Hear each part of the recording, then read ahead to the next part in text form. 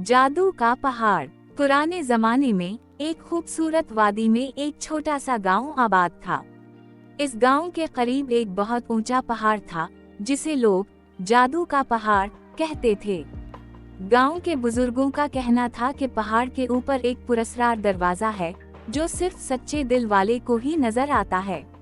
जो भी इस दरवाजे को पार कर लेता उसे बेशुमार खजाने मिलते, लेकिन जो लालच में आता वो कभी वापस नहीं आता था। गांव के एक बहादुर लड़के वसीम ने ये कहानी सुनी हुई थी और वो इस पहाड़ के बारे में जानना चाहता था। एक दिन उसने हिम्मत करके पहाड़ पर चढ़ने का फैसला किया। रास्ता मुश्किल और खतरनाक था, लेकिन वसीम डटा रहा। जैसे जैसे वो ऊपर पहुंचा, उसे एक चमकता हुआ दरवाजा नजर आया जो नीली रोशनी से जगमगा रहा था।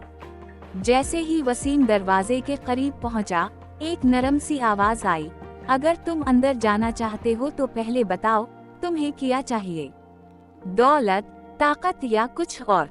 वसीम ने कुछ लम्हे सोचा और बोला, मुझे कोई खजाना नहीं चाहिए, मैं सिर्फ ये जानना चाहता हूँ कि इस पहाड़ की सच्चाई क्या है। अचानक दरवाजा खुद खुल गया और अली अंदर दाखिल हो गया। अंदर एक खूबसूरत बाग था जहाँ सुनहरी दरख्त और चमकते पानी के झरने थे। बाग के दरमियान एक सफेद पोश बुजुर्ग बैठे थे जो मुस्कुरा कर वसीम को देख रहे थे। बुजुर्ग ने कहा, ये पहाड़ लालची लोगों को धोखा देता है, लेकिन जो सच्चे दिल वाले होते हैं इन्हें इल्म और दानाई का खजाना देता है।